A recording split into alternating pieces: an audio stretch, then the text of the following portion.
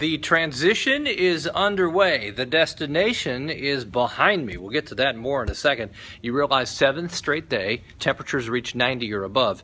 Not only will there not be an 8th straight day, I think we're done with temperatures in the 90s for the rest of 2015. As far as rainfall potential, a little more in western Indiana. The rain weakens, not as much expected in the eastern portion of the state.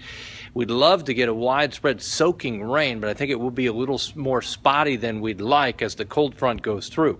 Temperatures tomorrow, still warm when you wake up, still humid. We just don't warm up as much through the day. Temperatures will stay in the 70s with rain chances pushing to the south and east closer to the Ohio River through the day.